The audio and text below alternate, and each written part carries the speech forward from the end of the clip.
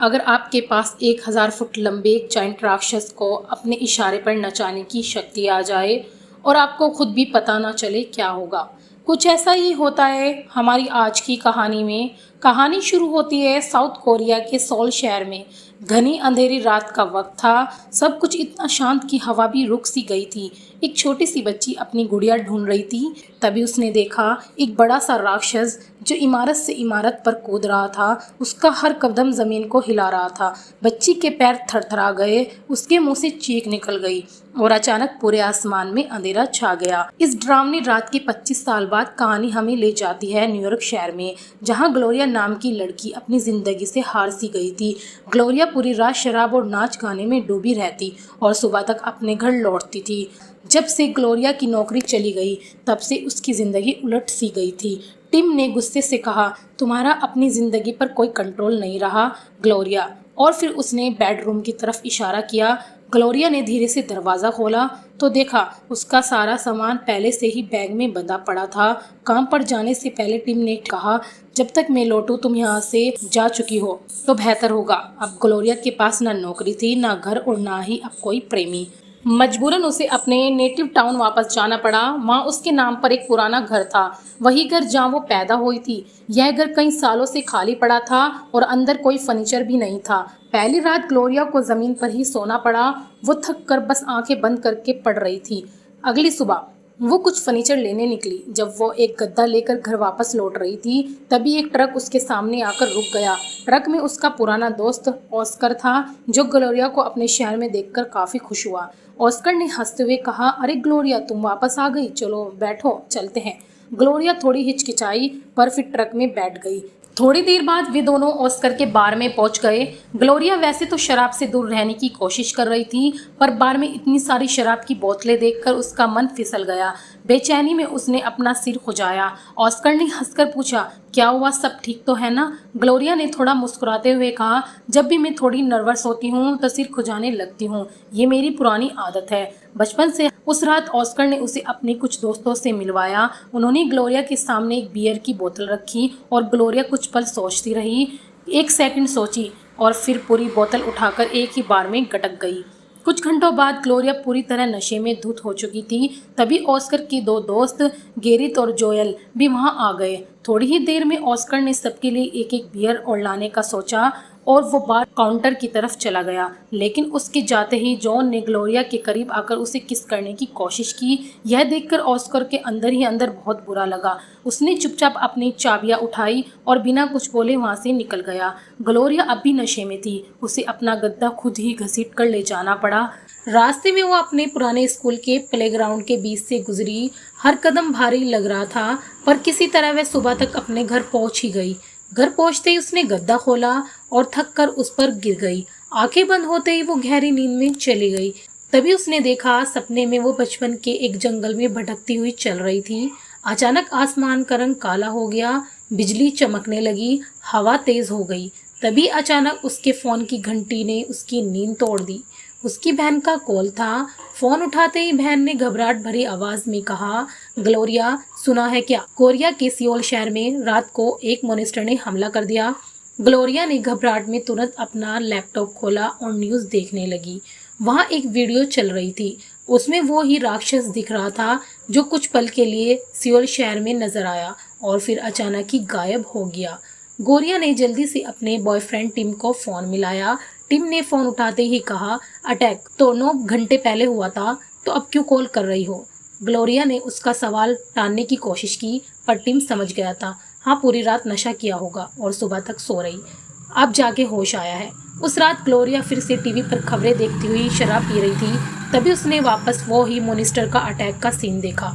Gloria बार से बाहर निकली और लटखटाते हुए अपने पुराने स्कूल की प्लेग्राउंड पहुंच गई। वहां एक बेंच पर जाकर वो गिर सी गई और वहीं सो गई। अगली सुबह जब उसकी आंख खुली तो वो अब भी नशे में थी।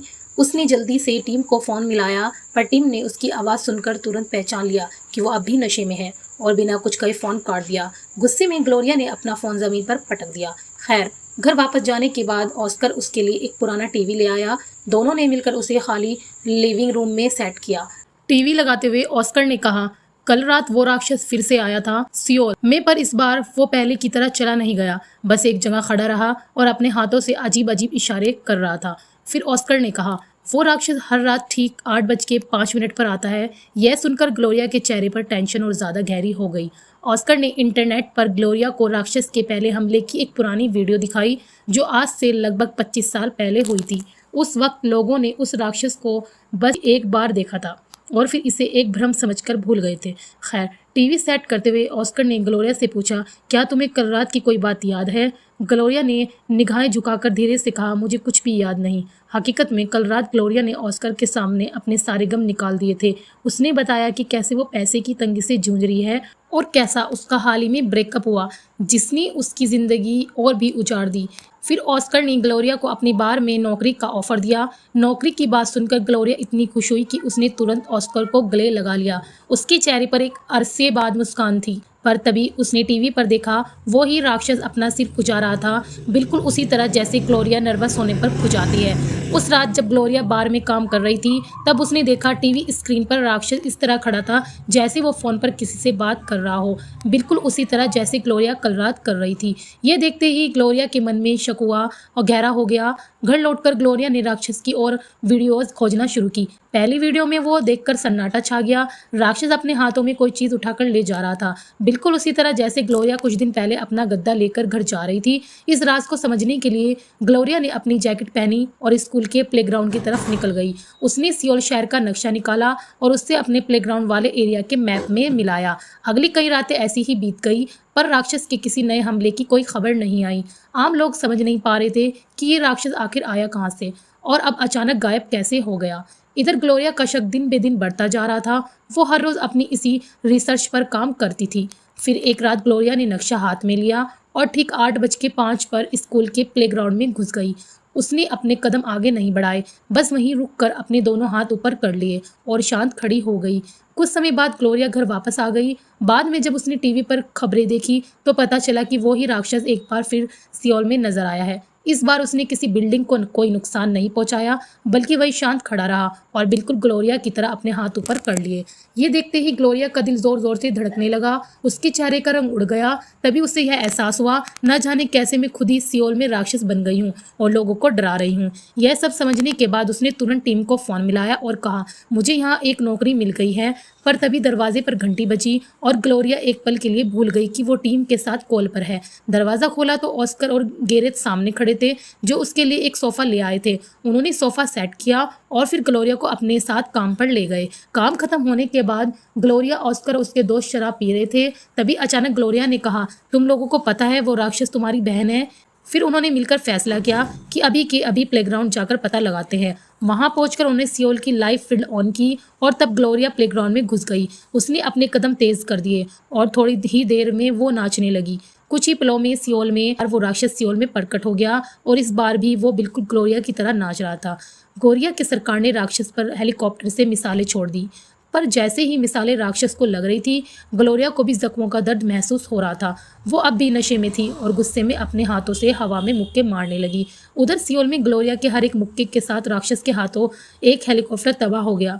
जब ग्लोरिया को पता चला कि उसकी वजह से हेलीकॉप्टर में बैठे लोगों की जान गई तो उसका दिल कांप उठा। पछतावा उसकी आंखों में साफ दिख रहा था, तो घबराहट में वहीं गिर गई। कुछ समय बाद जब उसकी आंख खुली तो वो अपने घर के फ्लोर पर थी। टीवी से तबाही की आवाज़ें आ रही थी। न्यूज़ एंकर्स चिल्ला चिल्लाकर सियोल की हालत बताते जा रहे थे। तभी ऑस्कर घर के अंदर आया। वो कुछ खाने पीने की चीज़ें लेकर आया था। ग्लोरिया ने घबराहट भरी आवाज़ में ऑस्कर से पूछा, मैंने कल रात ज़मीन पर गिरकर कितने लोगों की जान ले ली? बताओ ऑस्कर। उसका गिल्ट इतना गहरा था कि उसने फैसला कर लिया, मैं अपने आप को पुलिस के हवाले कर दूंगी। तभी ऑस्कर ने उसके हाथ में आज का अखबार थमा दिया। ग्लोरिया ने अखबार देखा तो उसमें लिखा था, कल रात जब ग्लोरिया प्लेग्राउंड में गिर गई थी तो उसे उठाने के लिए जैसे ही ऑस्कर प्लेग्राउंड में घुसा, सियोल में एक नया और भी बड़ा रोबोट आ गया। यह पढ़कर ग्लोरिया और ऑस्कर दोनों सन्नाटे में चले गए। फिर वो दोनों घर से बाहर खाने के लिए निकले। इसी बारे में बातचीत करते रहे। उन्होंने ध्यान से हर बात का हिसाब लगाया। ये दोनों राक्षस, एक ग्लोरिया और दूसरा ऑस्कर, सिर्फ तभी दिखते हैं जब हम प्लेग्राउंड में जाते हैं। तभी ग्लोरिया को अचानक याद आया आया। 25 साल पहले जब पहली बार राक्षस देखा गया था, उस दिन मैं अपने स्कूल जा रही थी। तब यहाँ प्लेग्राउंड नहीं था, सिर्फ कूड़ा और पेड़ पौधों से भरा हुआ एक सुनसान इलाका था। उसका दिमाग उस दिन की तस्वीरों से भर गया। वो याद करने लगी। मैं अपने हाथों में सियोल शहर का बनाया हुआ एक स्कूल प्रोजेक्ट लेकर जा रही थी और ऑस्कर मेरे पीछे अपना प्रोजेक्ट लेकर आ रहा था। अगले दिन ग्लोरिया और ऑस्कर दोनों प्लेग्राउंड के एक बेंच पर बैठ गए और 8:05 का इंतजार करने लगे। जैसे ही घड़ी में 8:05 हुए, ग्लोरिया धीरे धीरे प्लेग्राउंड में घुस गई। इस सियोल में वो बड़ा राक्षस भी प्रकट हो गया। ग्लोरिया ने मैदान की मिट्टी पर अपने हाथों से कोरियन भाषा में लिखा, मुझे माफ करो, और उसने वादा किया, आज के बाद ये राक्षस कभी वापस नहीं आएगा। रात को हर टीवी चैनल पर उस राक्षस की लिखी हुई माफ़ी दिखाई गई। ग्लोरिया बार में काम करते हुए टीवी स्क्रीन पर ये सब देख रही थी। उसका मन हल्का सा हुआ, जैसे एक बड़ा बोझ उतर गया हो। काम के बाद ग्लोरिया ऑस्कर उसके दोस्त के साथ शराब पी रही थी और हंसी मजाक करते हुए बातें कर रही थी। बाद में जब जोएल घर वापस गया तो कुछ ही देर में ग्लोरिया भी वहाँ पहुँच गई। दोनों ने एक दूसरे के साथ कुछ प्यार भरे लम्हे बिताए और रात काफ़ी शांत गुजरी। अगली सुबह ग्लोरिया घर जाने के लिए निकली ही रही थी, तभी उसने टीवी पर देखा, सियोल में वो बड़ा रोबोट एक बार फिर से आतंक मचा रहा है। उसका दिल घबरा गया। उसने तुरंत जोल को उठाया और दोनों भागते हुए प्लेग्राउंड की तरफ निकल पड़े। वहां पहुंचकर उन्होंने देखा ऑस्कर नशे में धुत होकर अजीबोगरीब हरकतें कर रहा था और उसके सामने रखी लाइव स्क्रीन पर सियोल शहर का रोबोट वैसे ही बिहेव कर रहा था जैसे ऑस्कर कर रहा था। ऑस्कर लाइव फुटेज देखकर जोर जोर से हंस रहा था। ग्लोरिया गुस्से से उसके पास गई और जोर से चिल्लाई, ऑस्कर, ये क्या कर रहे हो तुम? रुको, अभी के अभी बाहर निकलो यहाँ से। पर ऑस्कर चिल्लाते हुए बोला, कम से कम मेरे रोबोट ने तुम्हारे मॉनिस्टर की तरह किसी की जान तो नहीं ली। ग्लोरिया के गुस्से का अब कोई ठिकाना नहीं रहा। उसने आगे बढ़कर ऑस्कर को जोर से थप्पड़ जड़ दिया। रात को जब बार बंद करने का वक्त हुआ, ऑस्कर ने टीवी स्क्रीन देखी। उसके रोबोट को ग्लोरिया के राक्षस ने थप्पड़ मारा था और पूरा सियोल उस मोमेंट को लाइव देख रहा था। ऑस्कर की रोबोट वाली वीडियो देखकर सब लोग जोर जोर से हंस रहे थे। यह देखकर ऑस्कर के मन में शक पैदा हो गया, कहीं जोएल और ग्लोरिया के बीच कुछ चल तो नहीं रहा। तब पता चला कि ग्लोरिया ने कई दिनों से शराब छोड़ी हुई है, क्योंकि उसे डर था कहीं नशे में वो गलती से प्लेग्राउंड ना पहुंच जाए और सियोल में फिर से तबाही मच जाए। ऑस्कर पहले ही ग्लोरिया से चिढ़ गया था। गुस्से में उसने टेबल पर एक बियर की बोतल रखी और कहा, अगर तुमने ये बियर नहीं पी तो मैं खुद प्लेग्राउंड में जाऊंगा और अपने रोबोट के जरिए सियोल शहर में ऐसा आतंक मचाऊंगा कि सब हिल जाएंगे। ग्लोरिया ने शांत चेहरे से बोतल उठाई और उसे जमीन पर गिरा दिया। यह देखकर ऑस्कर का गुस्सा और भड़क गया। वो तुरंत अपने ट्रक में बैठा और चिल्लाकर बोला, अब मैं रुकने वाला नहीं हूँ। ग्लोरिया ने ट्रक के सामने खड़े होकर उसे रोकने की कोशिश की, पर अब ऑस्कर को अपनी नई मिली शक्तियों का मजा आने लगा था। वो सीधे प्लेग्राउंड की तरफ निकल गया और ग्लोरिया भी उसके पीछे भागी। वो दोनों 8:05 पर प्लेग्राउंड में पहुंच गए। ग्लोरिया ने एक पल का इंतजार किया और फिर तेजी से ऑस्कर को मुक्का मार दिया। दोनों के बीच जोरदार हाथापाई शुरू हो गई। ग्लोरिया गुस्से में चिल्लाकर बोली, अब से मैं तुम्हारे बार में काम नहीं करूंगी। पर ऑस्कर ने उसे जोर का धक्का दिया और चीख कर कहा, तुम्हें हर हाल में काम पर आना ही पड़ेगा, वरना मैं इस प्लेग्राउंड में नाच नाच कर पूरे सियोल को तबाह कर दूंगा। आखिरकार ग्लोरिया घर लौट आई। उसने सोने की कोशिश की, पर उसका दिमाग अब भी पास्ट में अटका हुआ था। 25 साल पहले उस दिन आखिर में क्या कर रही थी? उसने अपनी आंखें बंद की और याद करने लगी। हाँ, उस दिन मैं अपने हाथों में स्कूल का एक प्रोजेक्ट लेकर जा रही थी। तभी अचानक तेज हवा का झोंका आया और उसका प्रोजेक्ट हवा में उड़ गया। उस वक्त उसके साथ एक छोटा लड़का भी था। वो छोटा लड़का झाड़ियों को धकेलता हुआ उस सुनसान और गंदे से इलाके तक जा पहुंच गया और तभी उसका दिल एक पल को रुक गया। ये लड़का कोई और नहीं, ऑस्कर था। पर इससे पहले कि ग्लोरिया और गहराई में सोचती, टनन टनन दरवाजे की घंटी की तेज आवाज ने उसका ध्यान तोड़ दिया। दरवाजा खोला तो जोल ट्रक के साथ खड़ा था। ट्रक फर्नीचर से भरा हुआ था। जोल ने हल्का सा मुस्कुराते हुए कहा, ये सब ऑस्कर ने भेजा है। कल रात की अपनी हरकतों के लिए वो शर्मिंदा है। ग्लोरिया वहीं जम गई। ये ऑस्कर क्या कह रहा है? वो जवाब चाह रही थी और तुरंत भागती हुई ऑस्कर के घर पहुंच गई। दरवाजे के अंदर कदम रखते ही उसे बियर और सिगरेट की तेज स्मेल महसूस हुई। चारों तरफ बिखरा हुआ कूड़ा और बॉटल्स। ऑस्कर उसके सामने आया। आंखें लाल थी पर नशा नहीं, गिल्ट और शर्म का बोझ था। उसने धीरे से कहा, ग्लोरिया, मुझे माफ़ कर दो, मैं फिर से तुम्हारा दोस्त बनना चाहता हूँ। ग्लोरिया ने एक गहरी सांस लेकर कहा, एक शर्त है, अगर तुमने रात को शराब पीनी छोड़ दी तभी मैं मानूंगी। ऑस्कर ने आंखें झुकाकर हाँ कर दी। तो देखा, जोल ने पूरा घर साफ करके एकदम सजा दिया था। सब कुछ एक नए सांस के साथ चमक रहा था। पर तभी फोन की घंटी बज उठी। टिम का कॉल। होटल में ग्लोरिया और टिम का आमना सामना। टिम ने कहा, मैं काम के सिलसिले में शहर आया हूँ। पर ग्लोरिया को उसकी आंखों में जलन दिख गई। ये झूठ बोल रहा है। बातें धीरे धीरे गर्म हो गई और बहस में बदल गई। टिम ने गुस्से में कहा, तुम एक वेस्ट हो। यह सुनकर ग्लोरिया का चेहरा एकदम कठोर हो गया। उसने बैग उठाया और बिना कुछ बोले होटल से निकल गई। बार में टिम ने अपनी बात पर पछतावा दिखाया और कहा, चलो मैं तुम्हें काम पर छोड़ देता हूँ। बार पहुंचकर टिम की मुलाकात ऑस्कर से हुई और वो तीनों एक टेबल पर बियर पीते हुए बातें कर रहे थे। पर तभी पीछे से ऑस्कर एक बड़ा सा पटाखा उठाया। उसने बिना किसी को कुछ बताए बार के बीच में ही उसे जलाने की तैयारी शुरू कर दी। यह देखते ही बार के सभी ग्राहक घबराकर चीखते हुए बाहर निकले। पागल हो गया है क्या, कोई चिल्ला रहा था। ऑस्कर ने बिना रुके पटाखा जला दिया और अगले ही पल पूरा बार घनघोर धुएं से भर गया।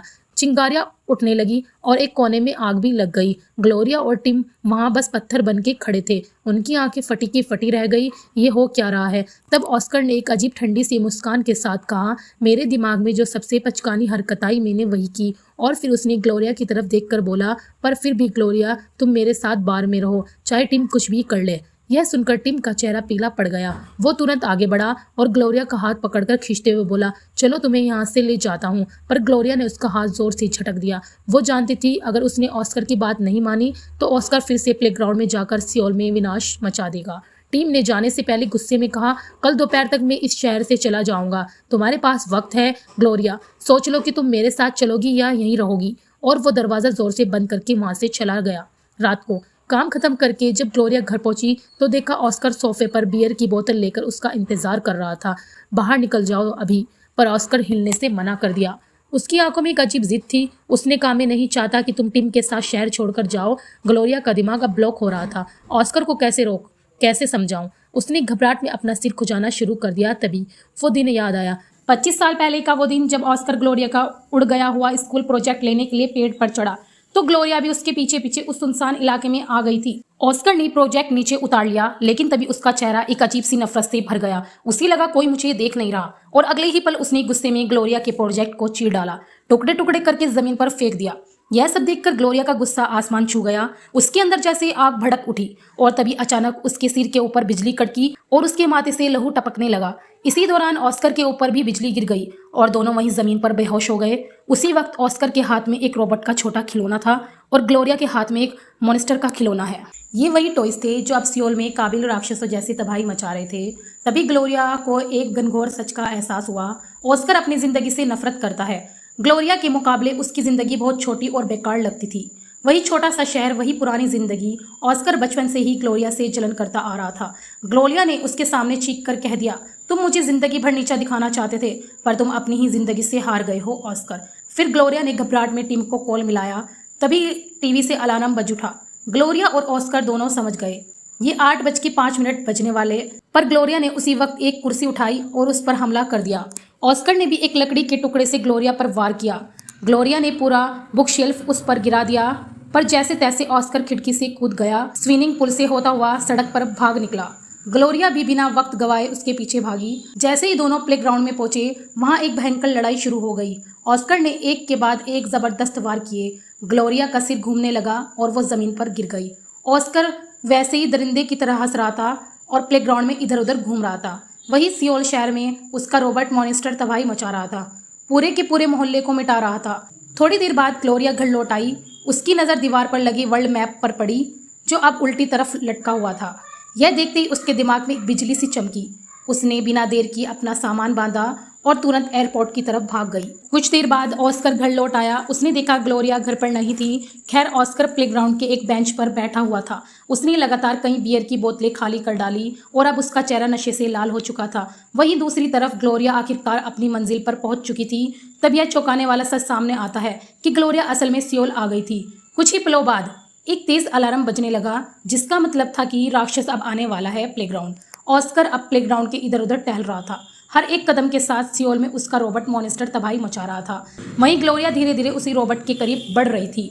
ऑस्कर को अचानक प्लेग्राउंड में दूर से आवाजें सुनाई देने लगी। उसका दिल जोर जोर से धड़कने लगा। इधर ग्लोरिया सीधी उस रोबोट के सामने जा खड़ी हुई। तभी खुलासा होता है क्योंकि ग्लोरिया असल में सियोल में मौजूद थी, इसलिए उसका मॉन्स्टर फार्म प्लेग्राउंड में आ पहुंचा था। ऑस्कर ने जैसे ही मॉन्स्टर को प्लेग्राउंड में देखा वो घबरा गया। वो जान बचाने के लिए वहां से भागने लगा, पर ग्लोरिया ने एकदम आगे बढ़कर हवा में हाथ घुमाया और ये देखते ही उसके सामने खड़ा वो भयानक रोबोट मॉन्स्टर हवा में उड़ा और झटके से उड़ने लगा। ऑस्कर ने जान की भीख मांगी। मॉन्स्टर ने उसे कड़ी नजरों से देखा।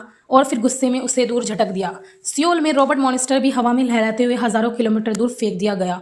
यह देखकर सियोल के आम लोग खुशी से झूम उठे। आखिरकार वो रॉबर्ट मॉन्स्टर की आतंक से मुक्त हो चुके थे। सियोल का एक शांत बार। ग्लोरिया शांति से एक बार में घुसी। उसने बारंटर से कहा, क्या तुम एक दिलचस्पी कहानी सुनना चाहोगे? फिल्म यहीं पर खत्म हो जाती है। दोस्तों, कैसी लगी आपको ये मूवी? नए हो तो चैनल को सब्सक्राइब करना ना